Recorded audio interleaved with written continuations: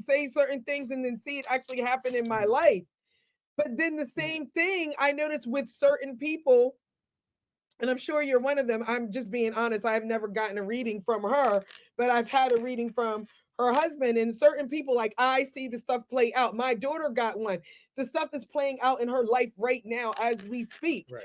So I wanted to have somebody on here where I feel like the people could trust and that you could bring something to the table that we can actually use. So with that said, with astrology, what is important for people to know? Not what we see, we just see sun, moon, and star stuff. So if we were to look into astrology or follow the Jovi Saturn page, what would be the beginning essentials for us to be thinking about right now? The beginnings to think about when it comes to astrology, I'm glad that you brought up a point about not it being the fluff, if you will, the fluff culture that you see of astrology, where you're talking about sun signs and things that matter. When I initially got into astrology, that's where I went first. I found that going through cosmophysics, I discovered that I was more confused not having the fundamentals. Yeah. And if you were to listen to my husband talk about the fundamentals, he'll get right into the scientific, academic side of it. Where The planet of the movement of the stars, and they moving at this certain rate, and the delineate. Oh my gosh, yes. Yeah, he goes right into it. And those that have probably the diurnal or a linear mind would gravitate towards that. I find that where I kind of fill in the gap is understanding those mechanics lets you see how things work. So if I break this down to a simple analogy, let's say you wanted to plant a flower. If you didn't know your soil and you didn't know how your soil works, if you didn't know when to plant, what season to put that flower in, when that flower grows the greatest, how much sunlight it needs, how much water it needs, I would ask you, how well do you think your flower is going to grow? You might be lucky, you can plant your flower and there it goes blooming. But if you understand the mechanics of the earth that you're dealing with, when you plant, you're going to plant with success. So the fundamentals of astrology is really to understand those mechanics, but also watch them play out. So a lot of what I do on my page is, while my husband may be the more mathematical side, I bring it down to, you can see this in real time. Your perfect point about IFA being something tangible, astrology is something tangible. It is. And if you can't see the makings of the sky in the ground that you walk on, you're missing a fundamental to make astrology work for you and others. So if we're not going into astrology and just talking about, well, my sun is this, my moon is this, and my rising in this, just give me an example of one key fundamental. You understand how planets work through experience. I love it. Because if she said diurnal, I was about to be like... Well, part of watching the diurnal is getting the experience of the signs. So that's kind of like where I say, like, the actual mechanics are the fundamentals. You do want to know how they move, but you can watch what it indicates when you're paying attention to the season. But so if you're seeing the sun in the summertime, and you know the summertime signs, which would be Cancer, or Gemini, or Leo, then you already have some sort of a fundamental of how those signs operate, because they operate under the sun. They operate under heat. You have some kind of fundamental when you understand how winter signs behave. Because it is cold, there's less daylight hours. So paying attention to it more than just reading some delineation and hope you're getting it right isn't going to embed that knowledge into you, where it turns into wisdom, some kind of wisdom that you can use. And you really did a good job of explaining and explaining the diurnal, like, no, I'm just saying, like, it's much easier for us to understand how things relate to us. Right. How does the sun, and like you said, that was so eloquent to me. We know what the summertime suns are because everybody here's either have a Leo birthday, so forth. And we understand how we even relate to Leos. We understand how we even relate to the season. Like spring is always my favorite. That's when I came. So that was perfect. That's exactly what I was looking for. So I wanted people to challenge themselves when they think they're really into astrology or looking at all these astrology memes and things. A perfect Pisces is this, and a perfect, I get them all the time. We send them to each other all the time. But to challenge themselves and to go to Jovi Saturn, Facebook, IG, TikTok, YouTube, get on her email list and really, really get into the science of astrology. The next question I have is about cosmic parenting and lineage. You say that you raise your children astrologically. What does that mean? That means knowing their chart. And, that's actually a very key point, because when you think about people who get into astrology, they like to get into it for themselves, which I don't have a problem with. I'm not knocking it. You should use it for yourself. But especially if you have children, oh my God, what a wave of information you can get from a child watching them play out their chart. Because we've had this discussion before where I said the difference between an adult's chart and a child's chart is that a child is uncomposed energy. They have not yet learned to compose the energy of their planetary makeup in their chart. The sun itself is composure. So when you have a sun in a sun sign, that is your journey, learning to compose the elements and energy of that sign in it. So your sun being in Taurus, you are learning to compose Taurus's energy. Your sun is in Pisces, you're learning to compose the energy of Pisces. Well, children haven't yet learned how to compose that yet, so you get to see it in its raw form. So watching my children, it's very easy to pinpoint what they're exhibiting in their chart. So when I know that they're emotional, you can't hide it. Has anybody ever seen a kid hide their emotions?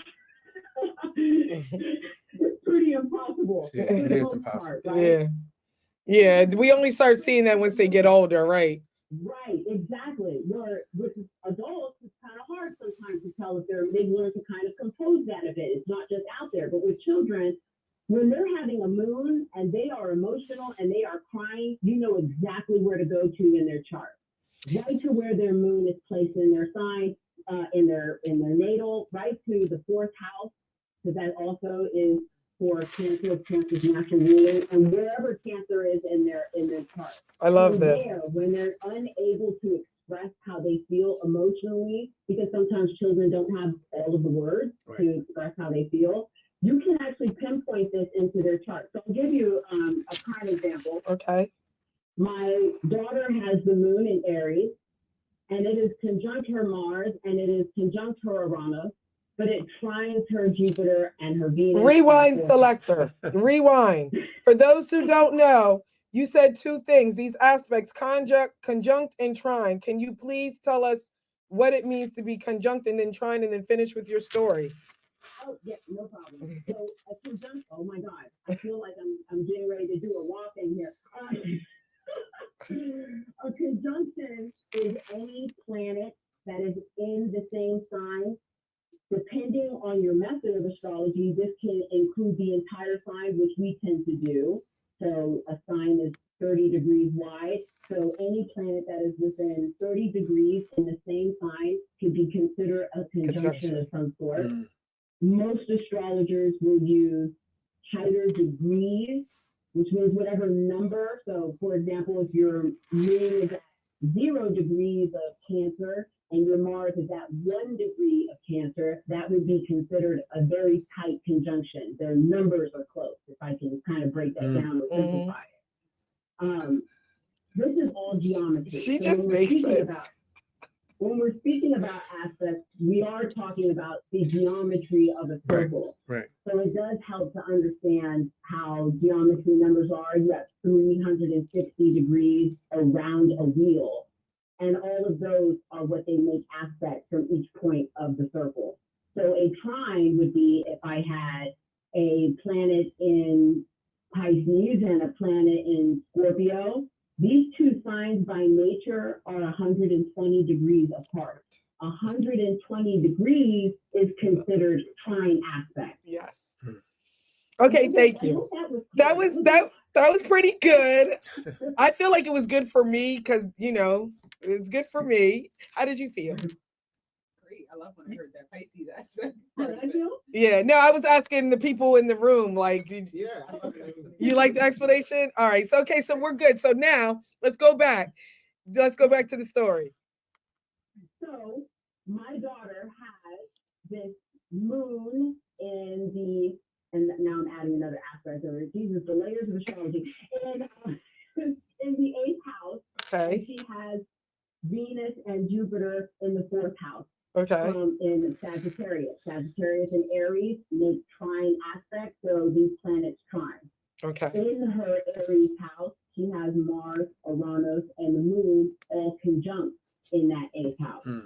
She will, if she sticks with all this knowledge, she will be vicious when it comes to anything in the occult. That's for certain. When she is emotional, I can instantly go to her moon when she's unable to tell me, and I can figure out, pretty much narrow down what is causing her to be upset. I witnessed this today. Oh, yes. So, first of all, I can get that it probably has something to do with my household because that moon makes a trine to the Jupiter and it makes a trine to the Venus in her 4th house in Sagittarius. So I know whatever it is, it's something with family. Which family member? Mars, typically in certain schools of astrology, or well, I guess you could say Vedic likes to say it's Mars, but also tropical. They'll do the same thing. Mars would indicate the brother.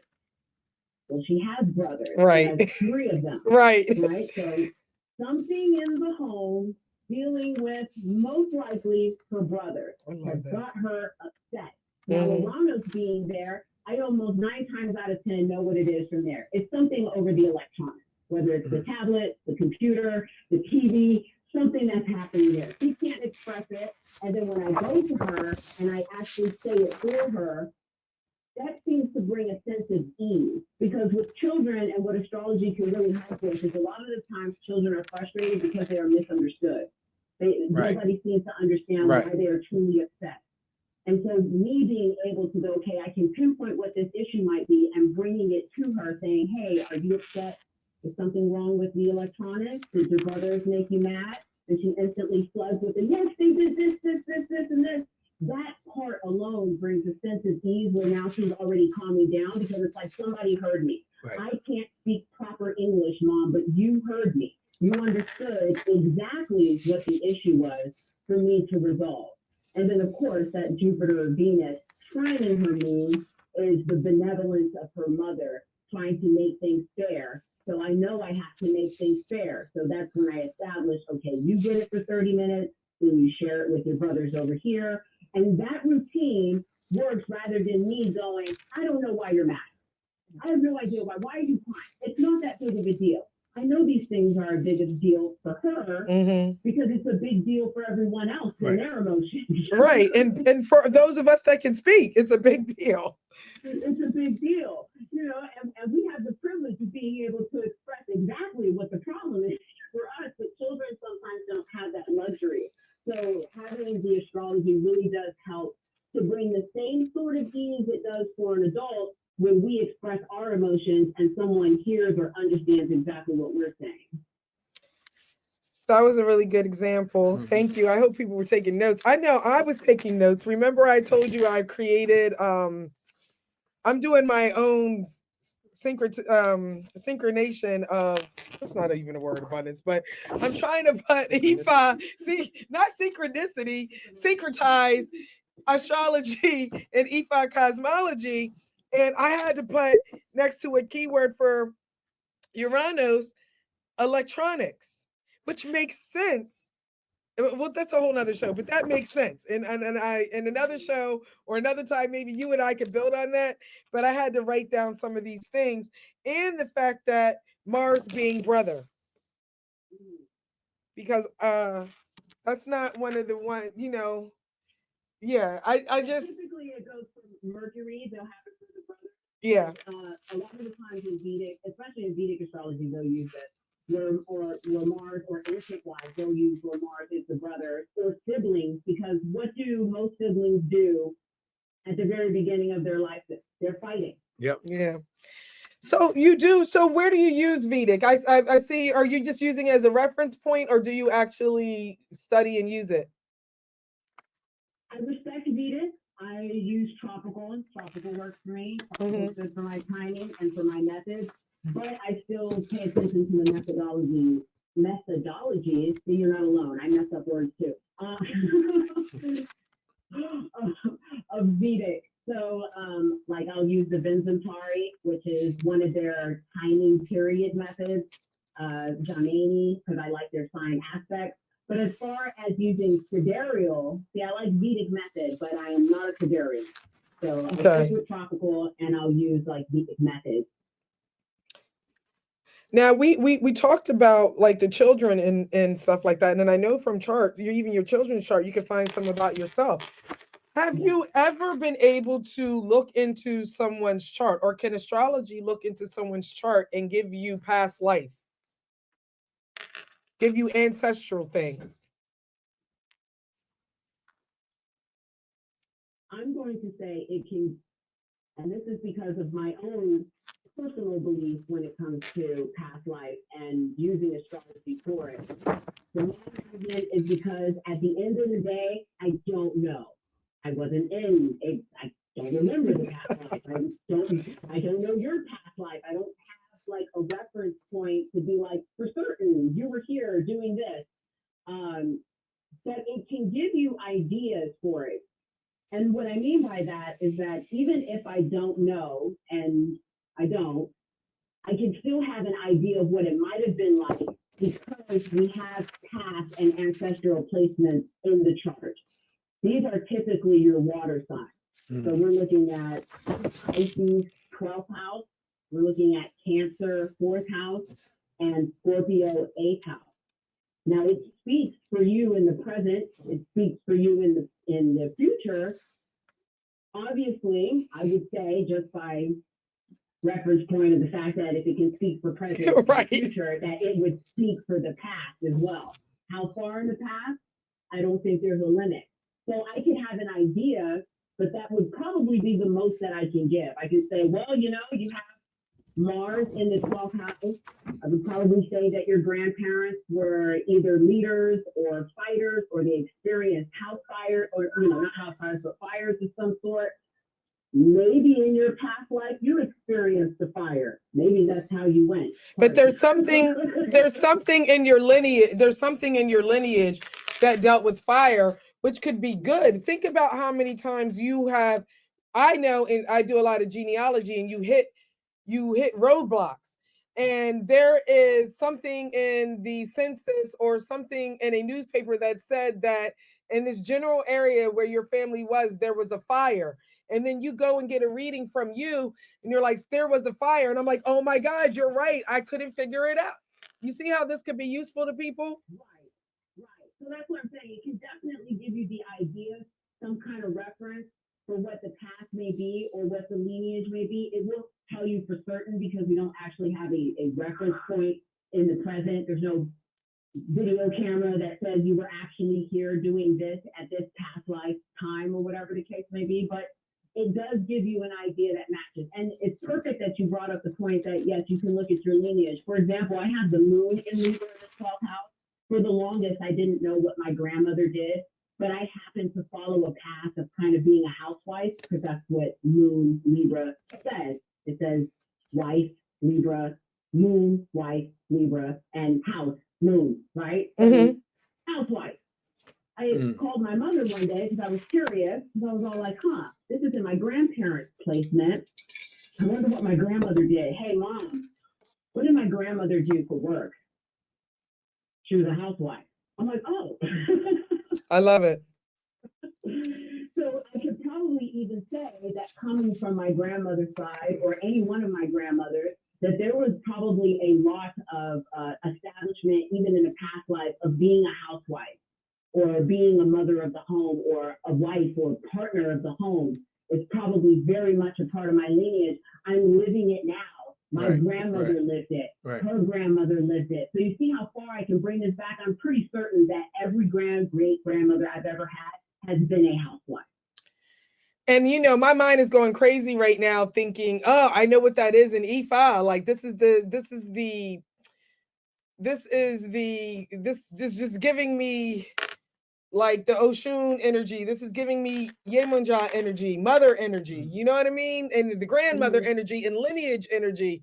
And thinking about those river signs like Oya, Oba, Olokun, Mami Wata, Nana Baruku. I'm thinking about all of those things and the virtues that we are taught to learn so that we can evolve the divine femininity that we have here, being in the feminine gender on this earth.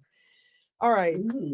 I'm thinking this is great because what if you have some young girls and, you know, they've always wanted to be, no, let's not even say that. Let's say people are wondering why things are not happening in their life, and because they're not alignment. They have this setup, but they're out here trying to have a whole career and wondering why nothing is working and why they might not be getting husbands. You know, a lot of people who are successful and wondering why they can't have success, and they always want to blame it on money or blame it on something else that society pushes on so-called Black women. The reason why, if we're successful, we're not able to match with successful people. Maybe we're not looking at our charts and we're not looking at those aspects.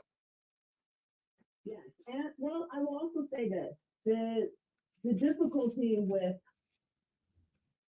following your path is that you are following your path.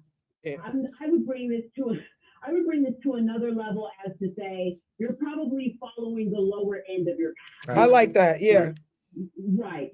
So, for example, if I go back to, and I like analogies and stuff and metaphors in myself, so bear with me, but if I have the moon in Libra in the 12th house. I am accepting my role now as I've gotten older and wiser to be the mother of my home, to support my husband, to kind of be at home, you know, and do the housewife thing that obviously has been passed down through generations. I did not always. I hated it because the 12th house are things that you either fear or you don't like or cause you sorrow. Me, Pisces. Right. So I hated it. I hated it. I thought I hated it because of everyone else.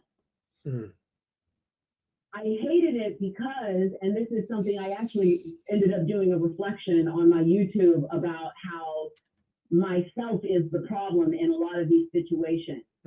My morals and values about being a housewife weren't healthy.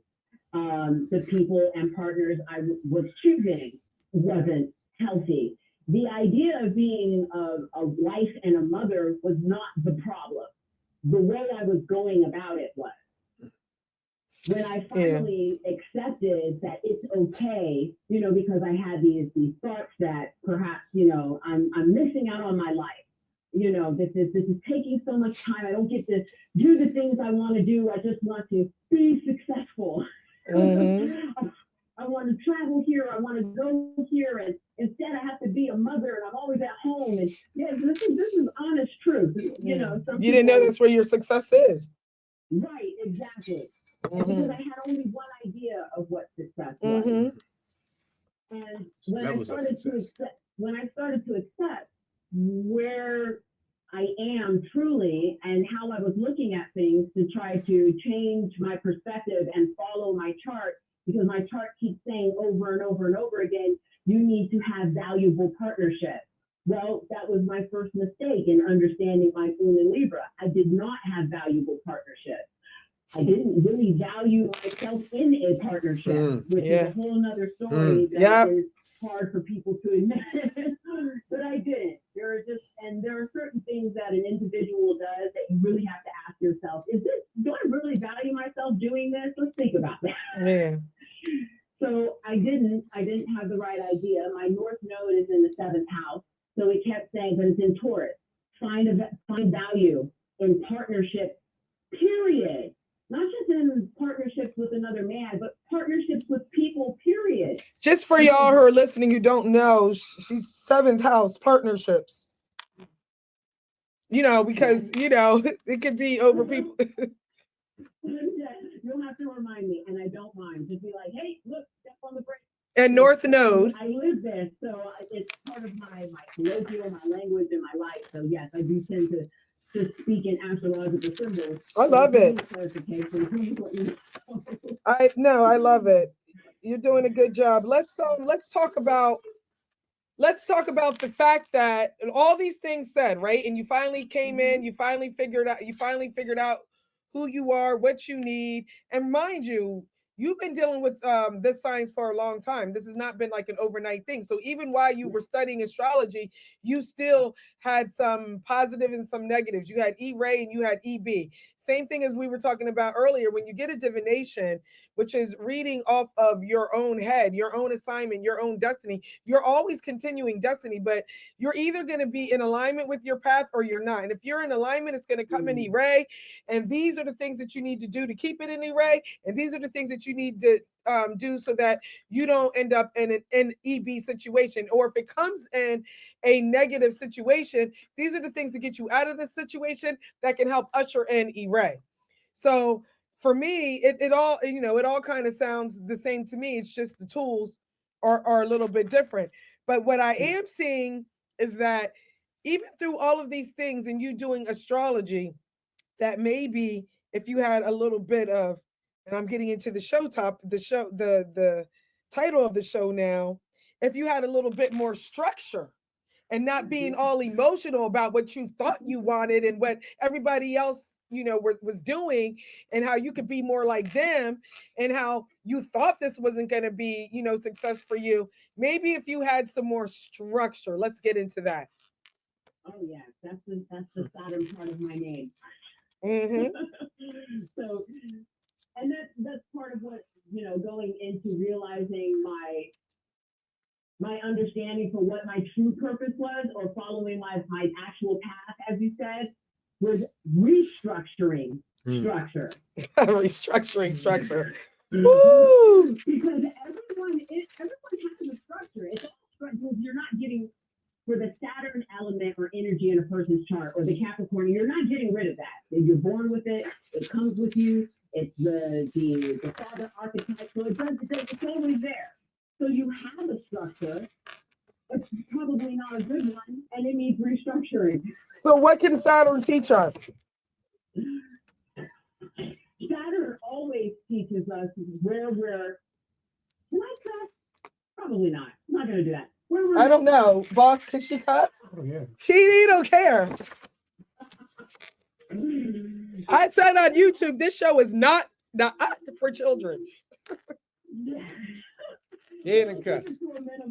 I'll keep it to a minimum just in Yeah. case. Don't cuss like a buttons now, but cuss. But Saturn always shows us. Saturn has always shown us where we mess up. Okay, there's two aspects to when I'm talking about like Jupiter and Saturn, even in the name and the framework itself. Both of those are father archetypes. Really? Jupiter is a father of benevolence. Oh. Jupiter is a father of expansion. If I were to give you an example, it's the father we all wish we had. You know, he's always giving, he's always kind, he's always there, he's always taking us around the world. And Saturn is the father that. I was like, he's my station manager. Saturn is the father that teaches. That we all had. No, I'm just kidding. The father that most people are aware of. The father that seems mean. The father that puts restrictions. Right. The father that doesn't go anywhere. Oh God. And people think that you can't learn. You know, I know that it's a common conception that you think you can't really learn from something like that, because we have an idea that's been pressed on us in society that anything restrictive is oppressive and must be done away with. Man, this whole earth is a school. It's a lesson. Every single thing that we go through is a lesson. So. Exactly. And a lot of the cliches where it says, you know, under pressure makes a diamond. That's Saturn. Okay. Saturn is pressure that turns things into diamonds. Gotcha. Saturn teaches you in this way, and everyone can relate to this, even though they don't give much gratitude for it. All of your struggles, what is one thing that people always say made me a better person? It's The I went pressure. through this, yeah, and the I'm pressure. Yep. right. The thing that you went through, that's something bad, and that's not usually something good. Right. Or what we think is good. We find out later that the loss was a gain, you know, that kind of thing. Exactly. We tend to forget that though when we recognize these pressures that we keep going through, that there is some kind of gain, that the wisdom is extremely valuable. And that's what the pressure of Saturn teaches you. The pressure of Saturn teaches you that you're at the end of the day, you're going to say what everyone else says, that I am smarter now. I am wiser now. I am stronger now. I'm able to build better. I know better. Who would give that up? We're gonna have to undo that. We're gonna have to leave that right there. It's 8:58. It's to be continued. I'm gonna have to have you on, sis. You're gonna have to say yes. Yes. Ashe. So again, I just want to thank you. Full gratitude. I've never seen people in this. We got a lot of people because my whole family's in here. The whole class, even me, supposed to be hosting the show, taking notes. Nada's taking. She got a whole dissertation on her phone. Husband got notes. Highlight. I love it too. So listen, jovisaturn.com. It's coming at the end of this month. Jovi Saturn on Facebook, Jovi Saturn at Gmail, Jovi Saturn at jovisaturn.com, Jovi Saturn on TikTok, Jovi Saturn rules the world. No, I'm just kidding. We're gonna think like Saturn and live like Jupiter. I love it. Y'all heard it. Y'all listening to Abundancechild Live. Y'all heard it first here. Think like Saturn. Live like Jupiter. Love like Jupiter, for goodness sake. Yes. All right, y'all. Take me out. We'll see y'all next time, sis. Peace.